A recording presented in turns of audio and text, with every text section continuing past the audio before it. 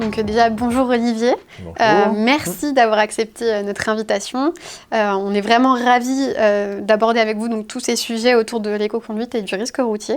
C'est totalement en accord avec nos valeurs chez Sofit. Donc ma première question, enfin c'est pas vraiment une question, c'est plutôt une présentation. Est-ce que justement vous pourriez présenter tous les champs d'action en fait, de nouvelles routes autour de ce thème de l'éco-conduite et du risque routier? D'accord. Alors, je suis Olivier Duvert, je suis le responsable de Nouvelle Route, qui est un organisme de formation à l'éco-conduite et à la prévention du risque routier. Et on intervient auprès des entreprises et des collectivités pour former les salariés à adopter une conduite un petit peu plus éco-responsable. Ok. Et justement, vous pourriez nous dire un peu plus, parce qu'on entend beaucoup de choses sur l'éco-conduite en ce moment. On pense que notamment l'éco-conduite, c'est juste rouler plus doucement. On sait que c'est faux, mais du coup, on aimerait profiter justement de votre expertise aujourd'hui pour en savoir un peu plus. Est-ce que vous pourriez nous définir en fait pour vous ce que c'est vraiment l'éco-conduite et le risque routier d'un point de vue, de votre point de vue expert? D'accord. Alors, ce sont deux choses qui sont différentes, mais complémentaires. C'est-à-dire que l'éco-conduite, c'est une manière de conduire pour aller chercher des économies et des réductions des rejets polluants. Et le risque routier, c'est un comportement sur la route pour réduire le nombre d'accidents et la gravité de ces accidents si jamais ils ont lieu. C'est complémentaire parce qu'effectivement, quand on pratique l'éco-conduite, on a un comportement routier qui est plus sécuritaire. Ok. Et donc, est-ce que vous pouvez en dire un peu plus sur les indicateurs justement qui sont liés à cette éco-conduite?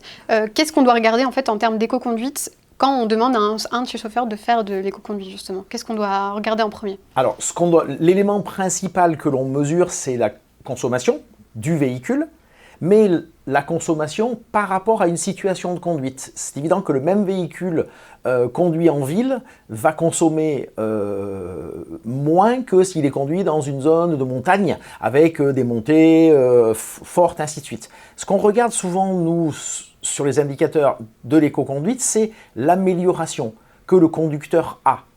Suite à une formation, on va pouvoir suivre qu'est-ce qu'il arrive à mettre en œuvre et quelle est l'incidence de ces mises en œuvre sur la réduction de la consommation de son véhicule. D'accord. Mais du coup, sur un véhicule, enfin vous l'avez déjà dit un peu qu'en fonction de où on roule en termes urbains ou pas, on peut avoir des différences. Mais en général, sur un véhicule léger, quelle est la réduction de consommation possible qu'un gestionnaire de flotte peut espérer justement sur sa flotte de véhicules? Alors, sur un véhicule léger, on considère qu'en moyenne, 15% de réduction de consommation est une bonne réduction. Tout ça, c'est lié à la conduite initiale de la personne. C'est-à-dire que quelqu'un peut avoir une conduite très brusque qui va consommer beaucoup plus, alors qu'une autre personne à l'origine va avoir une conduite beaucoup plus fluide et beaucoup plus souple, ce qui fait que la réduction va être moins grosse. Mais en moyenne, on constate que 15% est un bon objectif, et c'est ce que donne l'ADEME d'ailleurs au niveau national. Ok. Et justement, donc on a un peu parlé des indicateurs plutôt liés à l'éco-conduite. Pour le risque routier, quels sont justement ces indicateurs qu'on va plus spécifier? Alors, au niveau du risque routier, on va plutôt aller regarder ce que je dis un petit peu sur ce côté brusque. C'est-à-dire qu'en risque routier, on sait que ce qui va générer des accidents, c'est une conduite qui n'est pas attentive, et c'est une conduite qui est trop brusque, qui n'anticipe pas. En fait, on va beaucoup travailler sur le risque routier, sur l'anticipation et sur éviter aussi tous les distracteurs qui font qu'on n'est pas totalement centré sur la route, mais qu'on est en train de conduire et de faire autre chose en même temps. Ok. Donc pour résumer, globalement, Nouvelle Route tente à d'apporter une réponse aux enjeux du transport en aidant les conducteurs et gestionnaires de flotte à apprendre à limiter de façon un peu générale l'empreinte carbone et les différents coûts relatifs à l'entretien du véhicule. Donc globalement, c'est un peu ça. Et du coup, quelles sont, en ton sens, les complémentarités justement que Nouvelle Route, donc votre accompagnement en éco-conduite, va apporter à la solution télématique? Quelle est la complémentarité en fait avec nos deux entreprises? En fait, nous, quand on forme des gens, on les forme, ça dure entre 1 heure et une demi-journée selon le type de véhicule, mais après on n'a aucun élément de suivi. L'intéressant, c'est d'avoir des remontées de données pour nous, qui vont nous permettre, pour nous ou pour un gestionnaire de flotte d'analyser le comportement de son chauffeur plus loin que la partie risque routier, c'est-à-dire de mesurer une amélioration sur la consommation, de mesurer par exemple une notion sur l'anticipation, puisqu'on va pouvoir mesurer les temps où le véhicule se déplace sans aucune consommation. On va pouvoir aller vers des éléments d'analyse et des éléments d'amélioration. C'est surtout ça qui est intéressant, c'est d'aller suivre au jour le jour si les principes qui ont été vus avant sont mis en œuvre et font la nouvelle conduite de la personne. Vous pouvez nous dire un peu plus sur vos typologies de clients, justement? Est-ce que justement on va être complémentaire sur ce type de sujet?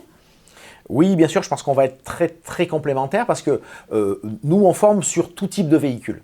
Que ce soit autant des véhicules légers que des poids lourds, même des bennes à ordures ménagères. Et on forme sur tout type de motorisation parce qu'il y a de l'éco-conduite à faire sur tout type de véhicule. Et souvent, les gens pensent que c'est pas la peine de faire de l'éco-conduite sur des véhicules électriques, alors que c'est là où on économise le plus, parce qu'on n'a pas appris à conduire ce type de véhicule. On a appris sur des véhicules thermiques, on n'a pas appris sur des véhicules électriques. Donc on ne sait pas faire de l'éco-conduite naturellement sur des véhicules électriques. Ok. Et justement, comment tu vois la suite de notre partenariat et comment tu imagines justement l'avenir avec les solutions qu'on va apporter grâce à toi sur notre plateforme de gestion de flotte? Ouais, je pense qu'il y a plusieurs choses. Il y a effectivement d'abord des premières analyses qui vont permettre d'identifier dans des entreprises peut-être des gens qui ont besoin d'une formation, parce que on ne s'improvise pas, il faut avoir été formé pour. Donc, identifier les gens qui doivent être formés. Ensuite, à l'issue de ce stage-là, de voir les acquis qui sont pérennes et ceux qui ne le sont pas, parce qu'effectivement la personne va, pour X et X raisons, moins mettre en œuvre. On sait qu'on peut partir d'une mise en œuvre haute et puis ensuite perdre un petit peu et revenir à ses anciennes habitudes. Un suivi va permettre d'identifier ça et d'aider le chauffeur à revenir à une éco-conduite. Ok, bah merci beaucoup Olivier, enfin, je pense que c'était super intéressant, on est vraiment complémentaires et je pense que ça va faire bouger beaucoup de choses notre partenariat, donc c'est super. Merci. Merci beaucoup.